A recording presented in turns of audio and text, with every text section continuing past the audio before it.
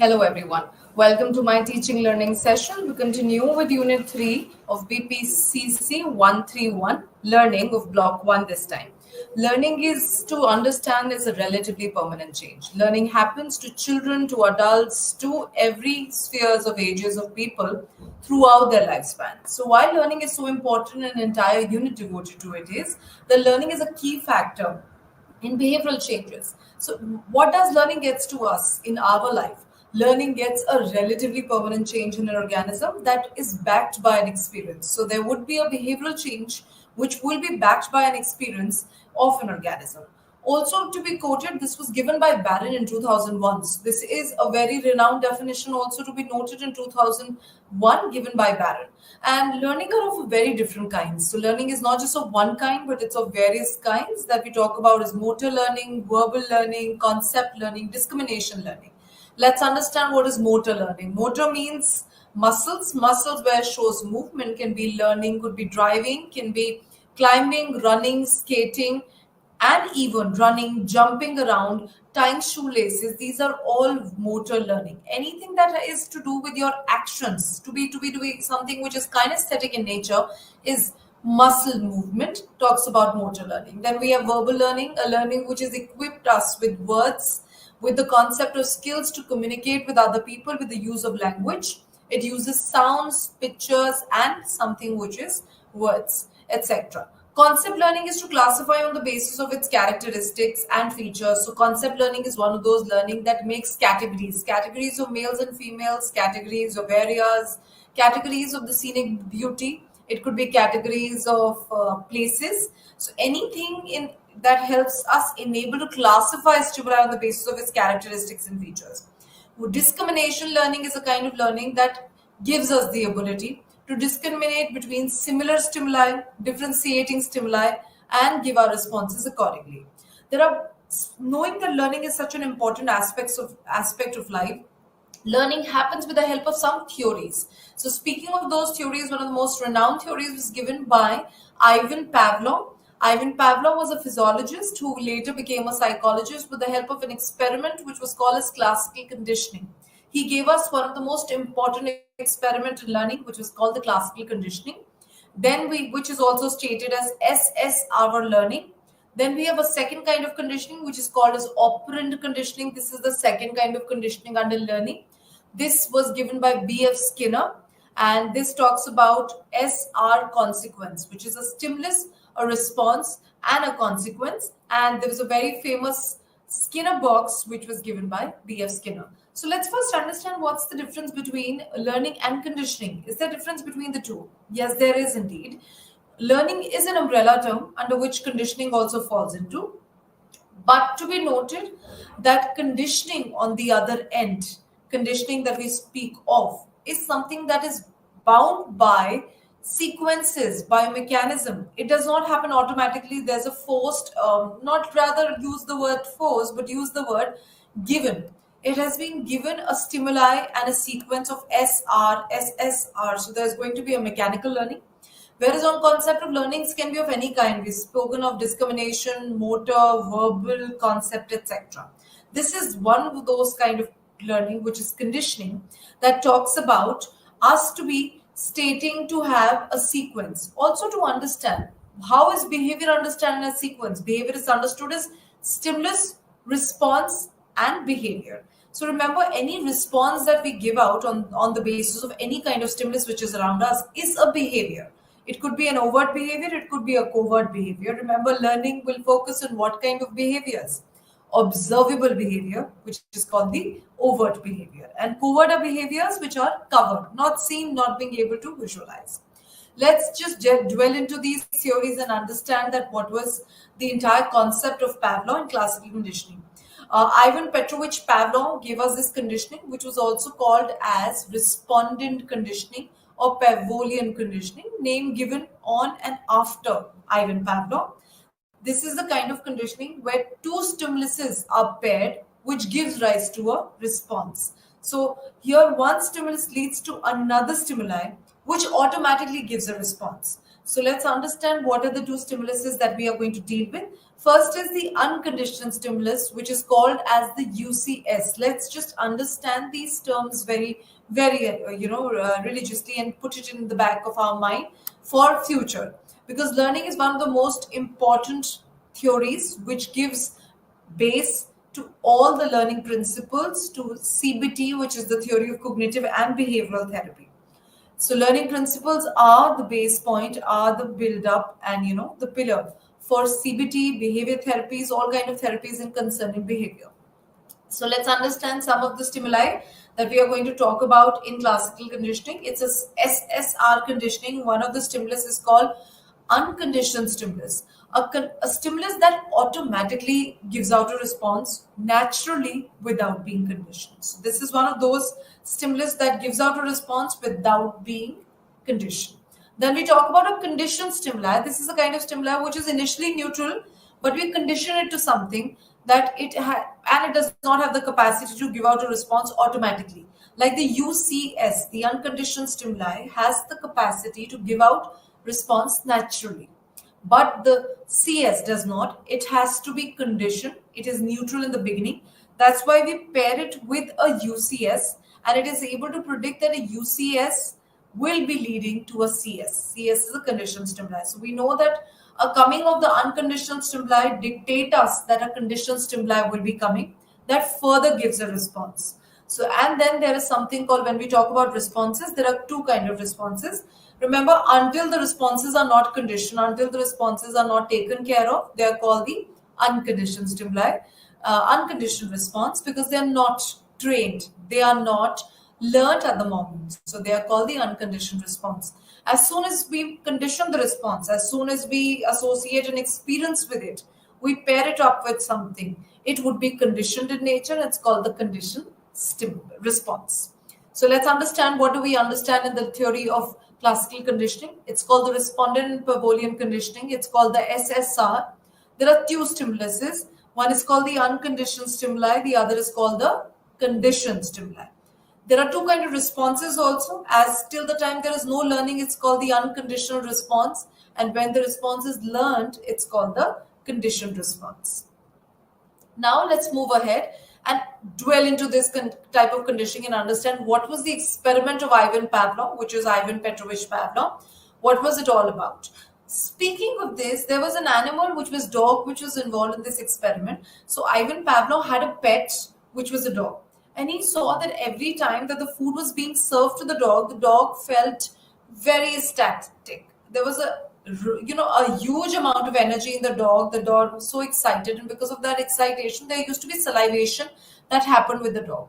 That we all see with our pets. Don't you see, whenever you make a juggle noise of the food box, or you just juggle the food box a little, pick it up, your dog starts salivating, thinking it's the food time. It might not be the food time, but at times, the dog is mistaken by you touching the food that it is the food time. So he was very keen on how is the dog salivating, and does the food actually leading him to salivate that much? So what he did was, he actually made an enclosure for the dog. So he made an enclosure for the dog, and he placed the dog in that area, and attached a tube at the thyroid area, the area of the, where the salivation is accumulated, and that was associated to a bowl where all the saliva was being collected. So let's understand, the food becomes the unconditioned stimuli. Why? Food will always give a response. Don't we have mouth watering conditions when we see delicious food, or when we see food and it's kept in front of us? Can we resist it? Do we start feeling hungry?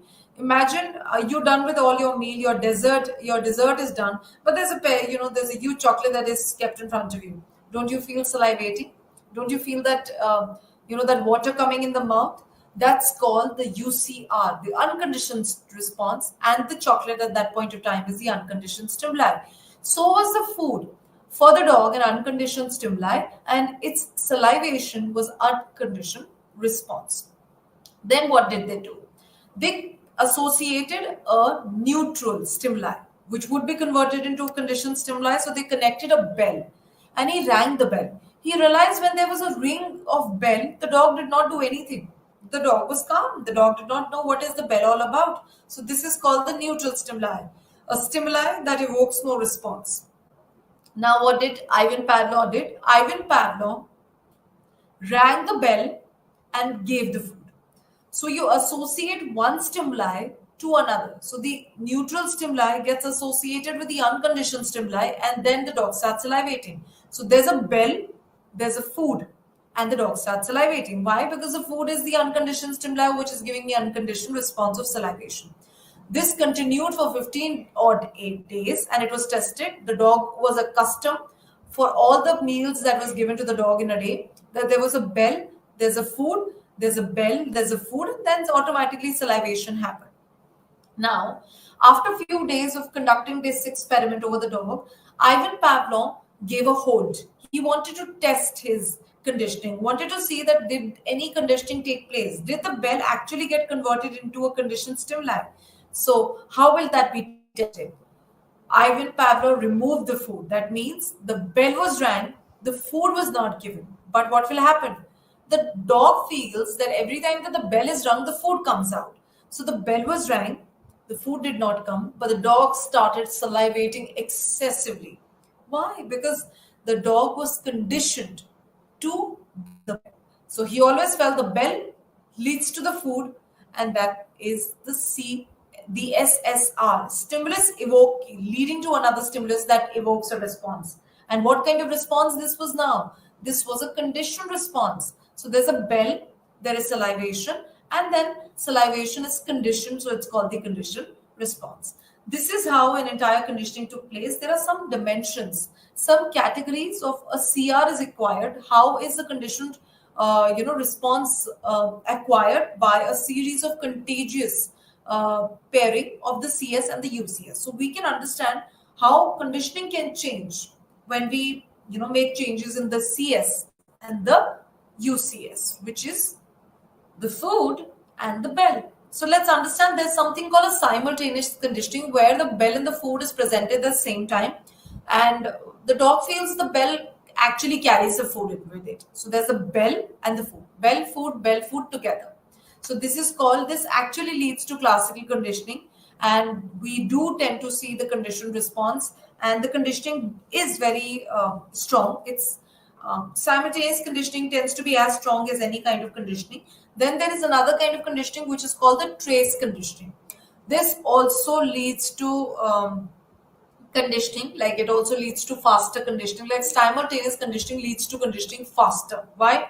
The bell and the food, the dog learns it faster than the food is coming along with the bell.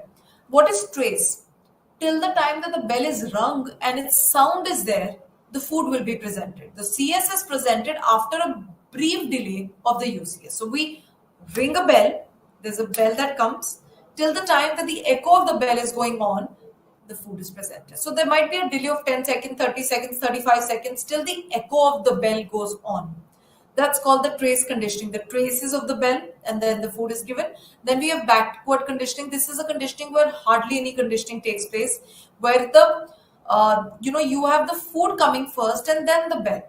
So the food is presented and then you ring the bell. Remember, this kind of conditioning is rarely happening. We cannot condition a dog by by giving an unconditioned stimuli and then leading to the bell. The bell will never be conditioned because the food is already given and the dog starts salivating. So it's a backward conditioning. Conditioning rarely takes place, and one of the most strongest conditioning of the times that we have is called the delayed conditioning. The reason is the CS, which is the bell, the food. The bell is given. Like, let's take an example. We ring a bell, and after minutes, maybe few minutes, 10 minutes, 5 minutes, then the food is presented. So we delay the present of the food, which actually builds up resistance in the dog. That the food will be coming, the bell is just rung, it's just been 2 minutes, I have to wait, and the dog keeps salivating and keeps salivating. This is one of the most strongest conditioning that we have, the delayed conditioning. That means this kind of conditioning is difficult to forget. And the fastest is simultaneous, and then is trace. Backward is rarely a kind of conditioning which is happening. So this was on the placement of the bell and the food, the different types of conditioning that we have. These are some kind of determinants of the classical conditioning that we have. Now let's understand the principles of classical conditioning here. So when we speak about the principles of classical conditioning, there is generalization, discrimination, and extinction. And that we'll talk about one odd experiment which is so famous, we all can Google it and check it. It's a real-time experiment. You'll find it a real-time video over this, which was Little Albert experiment. So let's first start with the principles of classical conditioning. See, during the training phase or acquisition phase, the condition must be reinforced. We all know that. And until it is not done, that how do you reinforce in classical conditioning? How do you keep making the conditioning happen? You keep letting the conditioning takes place one after the other. That means it should not go for 2 days. It should go for 3 days. It should go for 5 days. The bell in the food and the bell in the food should continue for a week and more. So that will help the dog to learn, or anybody who's under conditioning to learn classical conditioning. Let's understand three principles. The first is generalization. What is generalization? After an organism is being conditioned, has been conditioned to respond in a certain way to a particular stimuli after a repeated number of trials, you will always find it that the dog might get confused with the kind of CS that you have. So it shouldn't be surprising and uncommon to expect the organism to respond to similar ways to similar kind of stimuli. Like the bell, which is rung for the dog, and the dog get confused with the doorbell, with the phone bell. So that's that's something where a sense of confusion and inability of an organism to differentiate between the similarly looking stimuli, which is called generalization. We tend to generalize it. Then we talk about discrimination. Discrimination is an ability where the organism learns to discriminate between the similarly looking stimuli to restrict their responses to the original stimuli. So they're able to differentiate that the phone bell, their own bell, and the doorbell is very different. There are different kinds of sensations and the different kind of sound that comes up. That's the ability to discriminate. Then there's another principle that we talk about is spontaneous recovery. And extinction. Let's talk about extinction first. Extinction is when the classical conditioning happens, but there is no food. So does not produce CS in response to the CR. That means you ring the bell and you do not give the food. You ring the bell and you continuously do not give the food. Let's take an example. It's been 4 days and you've been ringing the bell and not giving the food to the dog. The dog, with the passage of time, will learn that the bell does not give food anymore. So this is called extinction. With the passage of time, when there is an extinction of the UCS, remember, that will lead to the diminishing of the CR, which is the conditioned response. Then we have spontaneous recovery. So once we've understood that there tends to be an extinction, so when you do not give the food, you do not give the UCS, there is bound to have an ability that the dog will forget that the bell is leading to the food. So what will happen? There will be a spontaneous recovery. What is this spontaneous recovery? The CR suddenly reappears. That means after that things have extinct, and the dog, after a matter of 10 to 15 days later, a bell is rung. There would be a slight amount of salivation the dog ends up showing. So the dog elicits a little bit of CR in response to CS. This is called that little salivation recovery. It's called the spontaneous recovery, which is defined as the CR suddenly reappears after we link the CS and a UCS that is being broken down initially. So these are the 4 principles that we need to understand. Now let's understand, is there a drawback of classical conditioning? Was there any drawback? Yes, Rosalie Ranier, which was a female, she conducted an experiment on a 9-month-old baby called Little Albert and told us that classical conditioning can actually develop fears in people. It can actually lead to development of a lot of fear. How does that happen? There was a little experiment done on Little Albert, and the name of the 9-month-old was given the name Albert, and Watson was hypothesized that J.B. Watson hypothesized that children's fearful response to loud noise is an unconditioned response, which is very true.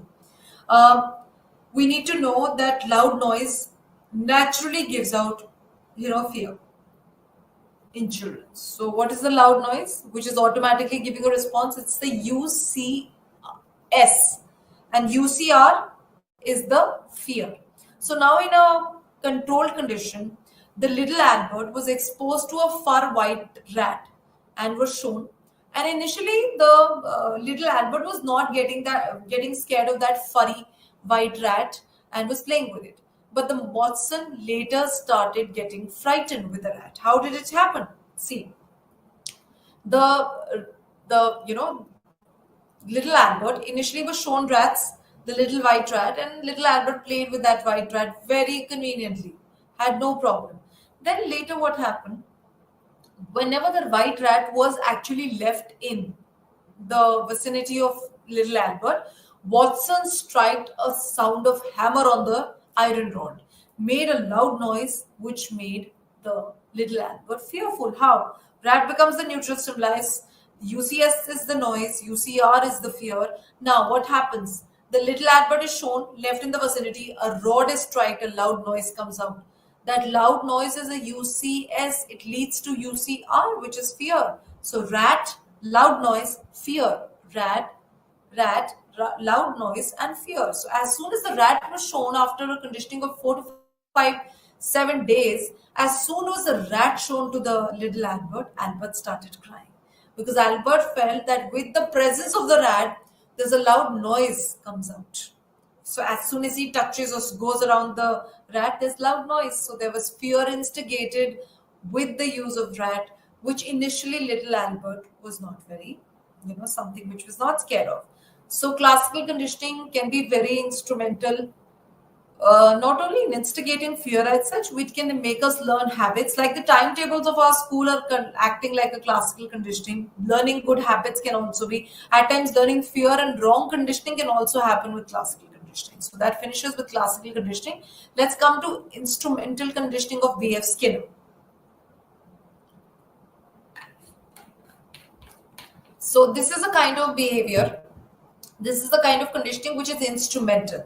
So remember, the kind of behavior or action that is instrumental in producing a reward or reinforcement which operates in the environment. Operant conditioning is actually based on the research of Edward L. Thorndike and B.F. Skinner. So here it's a simple mechanism. You have a stimulus, you have a response, and you have a consequences after response. I'll give you a simple example to make you understand this, and then we'll do this. You tell a child that after getting good marks, he or she will be given a candy. So let's take an example. The child is fearful of science exam and he's been told that you do well and better. You do better in the science exam and there's going to be a candy given to you. So out of 20, you got to be getting more than 15 because you've been getting 14 and 13. So the child gets 15, given a candy. So remember, the response is not getting elicited because of the stimuli, it's getting elicited because of the response. That elicit means it's coming not because of the stimuli now, it's coming because of the consequence. Because you are going to give the child the candy, the child performs better.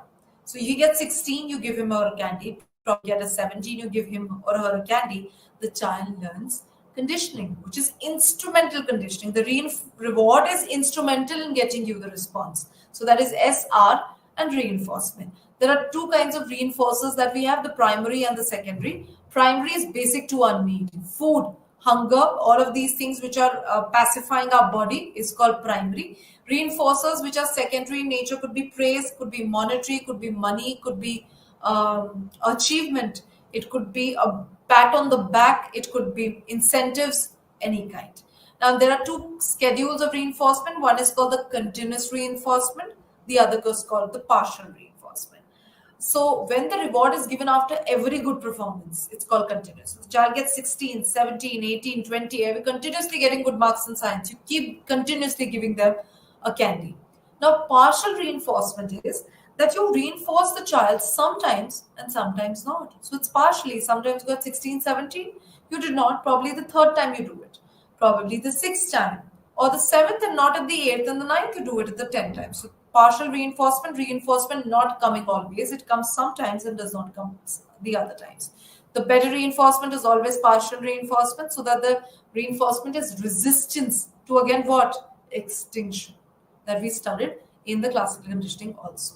Now let's understand what is positive reinforcement, what is negative reinforcement, what is positive punishment and negative punishment.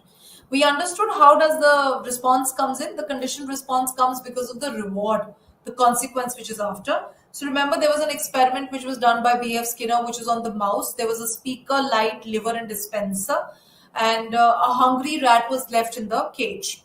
Remember, and the rat was told, you press the lever, the food will come out, and as soon as the food will come out, you are satiated. So now the hungry rat, when initially goes inside, does not know where's the liver. So he's moving around. There is this loud noise. There is light beaming in and out, in and out. Now, after a struggle of 15 minutes later, the rat pulls down the liver. As soon as the rat pulls down the liver, what happens? The food comes out and the rat is satiated. Their stomach gets filled. Now, again, after the rat moves out, has been sent inside again at the noon time.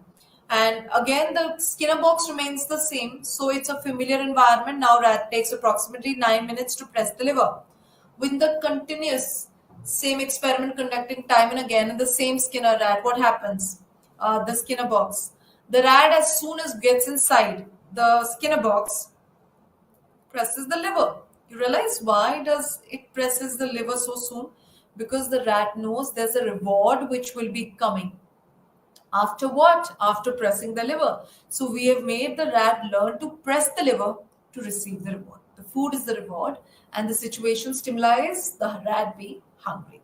Let's understand what is the positive reinforcement. Positive reinforcement is mouse is given the food when the liver is pressed. So after the green light happens, the red light is on because you haven't pressed the liver. And as soon as you press the liver, the green light goes on and the green light goes on. It's the positive reinforcement that happens. Now let's come to negative reinforcement. Negative reinforcement is the loud noise when the loud noise is stopped when you press the lever. So remember, another way of learning this is one is by reward, the other is negative reinforcement. There's a noise which is coming out of the speaker. So as soon as you press the lever, you actually get the food and the light stops. So pressing the lever is just not associated to food, but also stopping of the light. So this is a negative reinforcement. What are negative reinforcement? Where we want to do the response because we want to escape the difficult stimuli or avoid the difficult stimuli. So here the difficult stimuli was the loud noise. The rat presses the lever because he or she just wants to avoid the noise inside the box. So as soon as the lever is pressed, the loud noise stops. The rat learns that if I want to not be irritated, I want to press the lever. So it's escaping the unpleasant, unwanted stimuli. A response is given. So there's no reward. This is called so here what is the equation? It's S and R, and the S is unpleasant and response is given to avoid that unpleasant response. So now let's come to positive punishment when the mouse is shocked when the lever is pressed after the red light. So the positive punishment is to do what? The mouse is shocked when the lever is pressed after the red light. The likelihood of repeated behavior.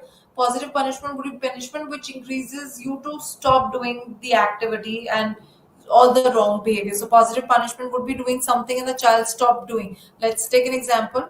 You tell the child that if you misbehave, you would not be given the playtime. So the child stops misbehaving because he needs the playtime. Negative punishment is not applicable here. Negative punishments are not here. Only positive punishments are applicable. So the mouse is shocked when the lever is pressed after the red light.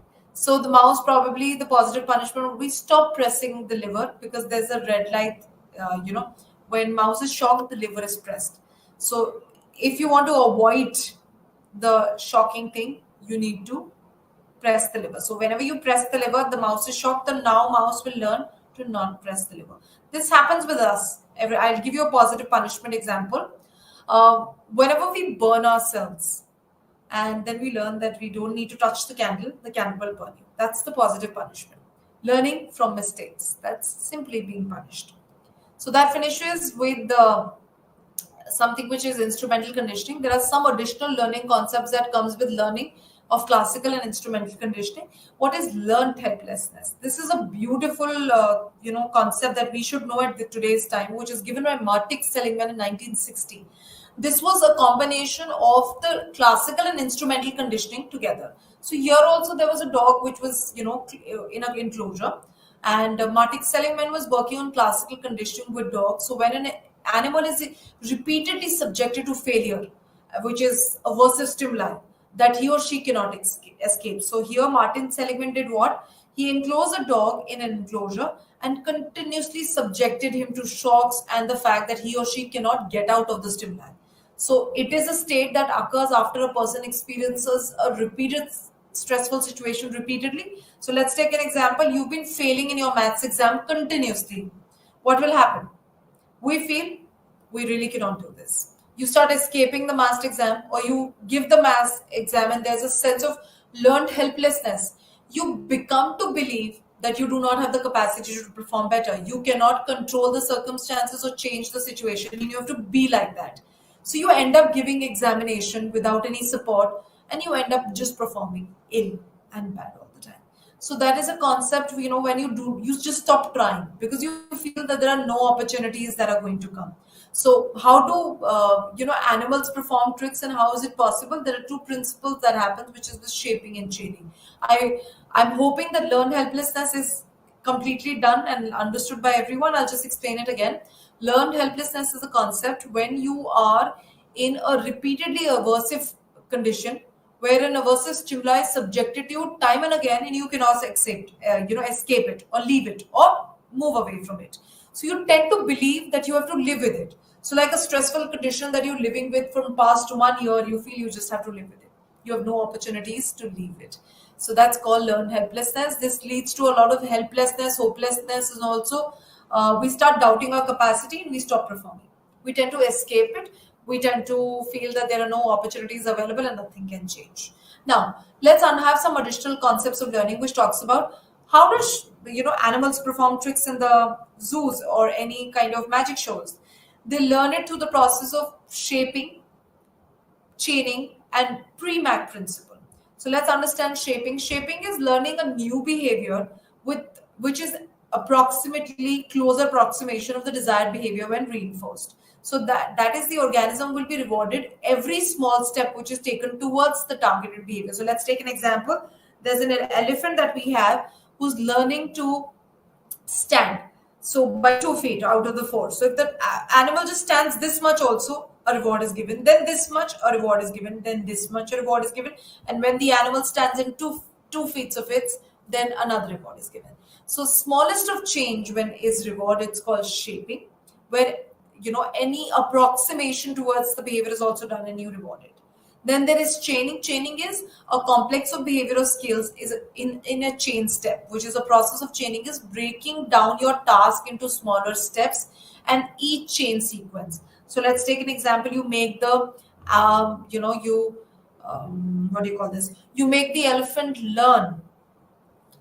You make the elephant learn to stand up in 2 feet in 5 steps. So every step is called chaining. So shaping and chaining at times tends to happen together. Children tends to do that. You learn the paragraph by learning every line at once. Poem, I feel children learn through shaping and chaining. Then we have the Premack principle. This was given by David Premack, and it's a principle of reinforcement only. According to the Biswitzer, a preferred behavior can be used as a reinforcement for a less preferred behavior. So that's called the grandma rule, that you tend to reinforce the more preferred behavior. So out of whatever that you do in a day, you are given probably a reinforcement or reward for performing well, for doing well.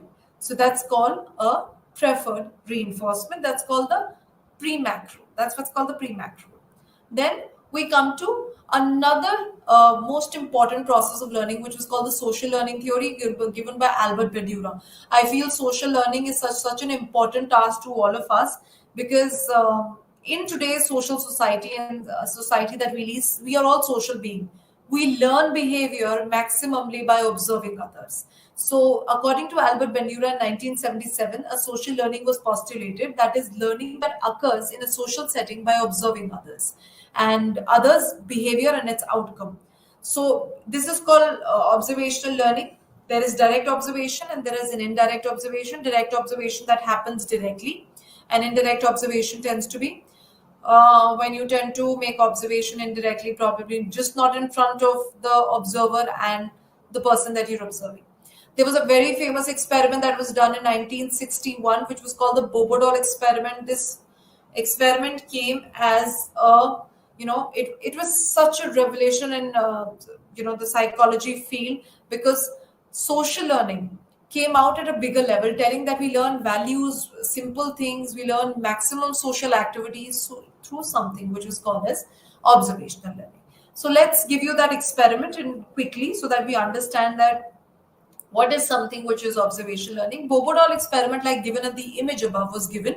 Children were divided into three groups, and every group had a component part. That means there was children who we see the Bobo dolls that children are picking up. So there was a child which was a group of children which was A, which was watching these children who went inside the room and played with the Bobo doll. So the group A goes inside the room and starts hitting the Bobo doll aggressively, hitting, pounding, throwing things, hammers onto it. And the children outside are viewing them. And this is group A. So the group A children who are viewing them found that as soon as they go out, these children who are hitting the Bobo doll are rewarded, patted on the back, given a chocolate. That's group A. Now group B. Uh, Group B says that the children who are, watching the children playing with Bobo doll, hitting the Bobo doll, when they go out, they are tend to, they tend to be told that it's a wrong activity, should not be doing. Nothing was given. There was a little punishment which was provided to them, and they move out. Then is Group C. Group C, when enters, these children are simply sitting around with a Bobo doll and again hitting, beating the Bobo doll. And the group C, which is watching from outside, tends to see when these children go out, nothing is done to them. Neither scolded, neither punished, neither given a reward.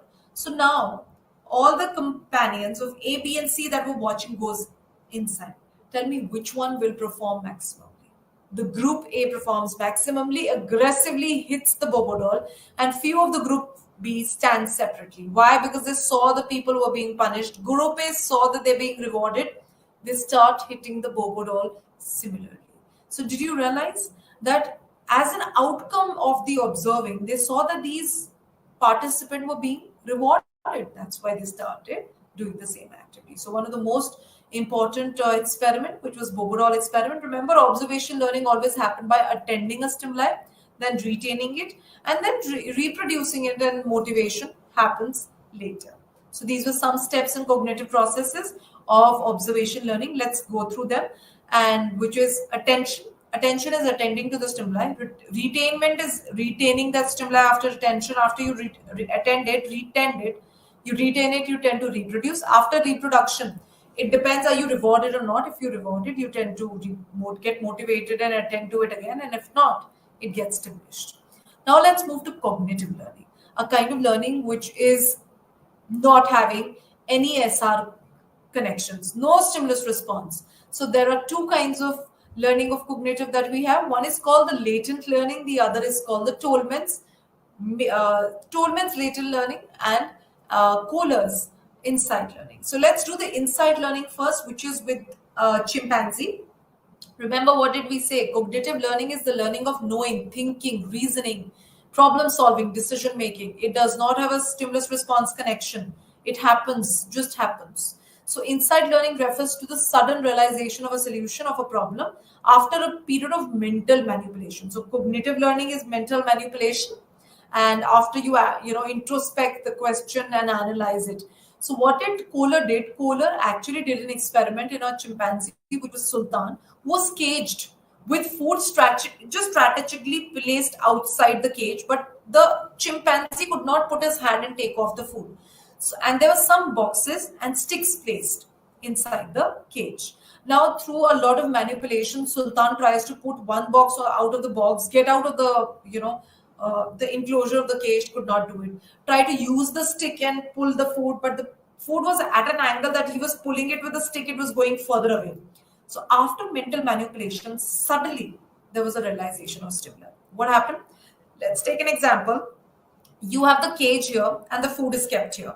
What did the chimpanzee did? Placed one box over the other box, used the stick, stood over the box and pulled the banana like that. So that's happened suddenly. There was a sudden striking of answer which helped him take fruit. This is called as insight learning. Insight is what? Sudden revelation that happens. This was given by Kohler. Again, no SR connection. There is no stimulus response connection. Then we come to another kind of cognitive learning, which is called Tolman's latent learning. Latent learning is called the hidden learning. What is hidden learning? A learning which is hidden in us, but actually comes out when we provide reinforcement. So here there were two groups which were taken. One is the experimental group, and there was one control group one, and was fed upon reaching upon the goal. And the first experimental group, the group two, was not rewarded for the first 6 days of training. But it was found that the food, there were two rats. One was the control and one was the experimental group. So the control group cleared the maze and found cheese at the end. So now, next time when they were put outside the same maze, the rat took lesser time. So control group rats were quickly able to pick up the cheese. Now the experimental group, for 6 days, these rats were not given cheese, and they were taking 10 minutes, 7 minutes to go through the maze. Now after that, what happened? After 6 days of training, but the food, but found food at the goal of the 7th day, every day thereafter. So what happened? In the 7th day, the experimental group found cheese at the end. Now, the second experimental group, which was group 3, which was not rewarded for the first 2 days, but found the cheese at the end thereafter, was found that he was able, in the 4th time, was able to cross the maze conveniently. Why? Because they were given cheese at the end. That happens to all of us. A child is given, gone to a guitar class. You send the child to guitar class, just tell him that this is your recreational activity. I am sending you to the guitar class. You must please take it. It's important for you, helping with your motor skills. The child is, soaked in boredom, does not want to enjoy that class. Now imagine after weeks of that class, you provide that child with something which is a candy or probably favorite milkshake at the end of the class. Now every time the child knows that I'll be got a milkshake if I perform better or enjoy my class, the child starts doing it. So child starts showing learning after reinforcement is shown. So according to Tolman, we all have had that hidden learning, which is called the latent learning, only comes out thereafter when you provide reinforcement at the goal. So this is again something which talks about reinforcement, but again, no stimulus response. It only says that reinforcement heightens your learning, which is it pulls out your learning, which is already present. This is called the maze learning. Maze learning also gave us a concept of cognitive maps, which was again given by Edward Tolman. So let's understand. Latent learning is a hidden learning by Edward Tolman. This is change of behavior attributed to latent learning, or learning that takes place but does not get expressed in a situation until the situation is conducive in nature, which is required, favorable, fruitful, or rewarded. Insight learning was given by Kohler. He was a Gestalt psychologist, Wolfgang Kohler. Insight learning is a sudden realization, which is the eureka moment, the aha feeling that you have. So this completes with the two kinds of learning that we have. Let's understand the strategies in learning. So there are some strategies which can be improved by use of imagery, rehearsal, and organization, which we completely are aware of, as we know, which is rehearsal talks about the more that you keep rehearsing the event, the stimulus response, the more amount of trials are given, the more that you keep doing it, the more that you rehearse in terms, it could be verbal rehearsals, rehearsal could be maintenance or elaborate. Elaborate is word meaning, and maintenance is keep doing it again and again. So the rote learning could be maintenance. Elaborate is understanding the meaning and rehearsing, explaining yourself in rehearsing. That's called the rehearsal. That will obviously improve your learning. Then they have imagery. Obviously, mental images impact so much of information. Imagine as soon children starts learning a poem or speaking a poem, starts imagining that sequence. So that's obviously a kind of learning that provides an ability to visualize a situation mentally, and that helps us thoroughly learn it and enjoy it. Then there's organization. Obviously, strategy of organization and reorganization of information makes learning far more better remembered in a way that it facilitates learning. You organize information better, they'll be better remembered. So these are 3 ways to strategies to impact your learning. Now we move to block 1, unit 4. We start this today with us and we move ahead to with unit, which is called memory. What is memory? Memory is one of the most, I feel, one of the most fascinating thing that we talk about because memory is what after learning happens. What do you do after learning? You memorize it. That's why memory is so important as unit 4. Remember, memory represents the ability to retain information and reproduce it over a passage of time. and when it is required. Like a class test is memorization. It's an outproduct of your memorization. So what happens? You tend to learn, retain, and the ability to retain information and then reproduce it over a time at the right time is called something which is memory. So it's been conceptualized as a process using three stages. So memory happens in three stages: encoding, storage, retrieval. So what is encoding? Encoding is converting your information in a usable form. So you organize it there, you verbally rote learn it, you write it down. A lot of people write it down to learn it better, to understand it better, and then you store it. So anything that becomes usable, you store it, you retain the information in the memory and you store it. Once you store it, what happens? You retrieve that information, you bring that information back to mind when it's required, which is testing. Your stored information, when retained, is called retrieval.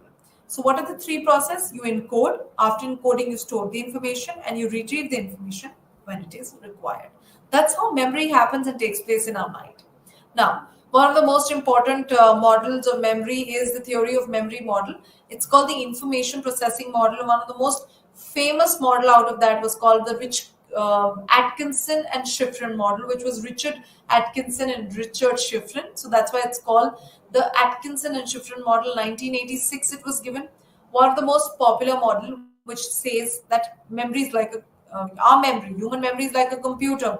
Imagine, when we have quoted memory to be computers, that's the reason that today we have artificial intelligence that is so closer to memory. So when we speak about information processing model, remember why memory is so quotedly similar to computer, with the way it functions within us, with the way in the model it is shown in us. Let's start with a very beautiful example that you can put out to see that how the memory model function and works with us. Let's take an example. You go for vacations, and I'm sure this is the time that everyone is enjoying their vacations, and as some of them are taking vacation because of summers. So you move to a scenic area. In environmental input, what does the environmental input tells us? That the memory is divided in this model into three: sensory, short term, and long term. Information, which is you see a scenic beauty, you see beautiful flowers, colorful, pleasant weather. This is the environmental input. You tend to encode the sound, see the sight, and attend to it. Remember, attention was important. Until you don't attend, you will not retain. So what is happening in the sensory memory? Sensory memory is talking about all the memories which functions because of the five sense organs. All the information impinges. So if you tend to attend to all the information of the sight, of the sound of the birds, beautiful scenic beauty, your eyes and ears take that, attend to it. If you do not attend it, you will forget it. Memory closes, like given in the model. Once you attend to that information, it goes to the short-term memory. Short-term memory is something which is bigger than the sensory memory, and it has to be rehearsed. So how do you rehearse it? You go back to your room, you tell your friends, you call your friends, I saw beautiful mountains, I saw scenic beauty and flowers of yellow, pink, and beautiful areas that I saw here. There was chirping of birds, this kind of what did you do? You rehearsed time and again. You spoke to two friends and you rehearsed. The information is maintained. Remember, once the short-term memory is rehearsed, it automatically gets uploaded to the long-term memory. Long-term memory is one of the most special memory. Why? It's the memory of the long span, the long time that you don't forget it. Short-term memory is what? If you do not rehearse, if you do not tend to speak it to the other people, whatever that you've seen tend to decay. It will fade away with the passage of time. You'll forget it. But if it goes inside the long-term memory, it will stay there for a longer time. You will only forget it if you're overloaded with information or interfered with multiple information. Else it stays there for a longer duration. And the reason that we have started, comparing, and, I feel artificial intelligence is such an outproduct because we started comparing memory to computers. What does your mind does? Sees things, attends to it, uploads it in the mind, stores it, and retrieves it when you require. What does the computer did? It attends to information, you type on it, you store in it, and you retrieve it when you require. So is artificial intelligence doing it. Try to scan all data, use it, store it, and retrieve it when it is required for your functioning, for consumerism, for storage, for other, etc. For probably at times manipulation of the minds, manipulation of things. So this is the memory model that we spoke about. This was Richard Atkinson and Richard Shiffrin. told us the multi-store model. Why multi-store? Because there are three kinds of storage: sensory, short-term, and long-term, that we will study in length at the next time to continue with unit 4 that we started today. So we understood what is learning, the different types of learning. We studied the kinds of conditioning that comes under learning, which is classical and instrumental. Cognitive learning, and one of the most revolutionary kinds of learning by Albert Bandura, was observational learning. After that, we finished with the concept of learning. We moved to memory. Memory told us that we need to memorize it. After you attend information, you need to memorize it. So that was memory. We did first model of memory, which was given by Atkinson and Shiffrin, also called as multi-store or multi-storage model. That completes with unit 4 today. Thank you.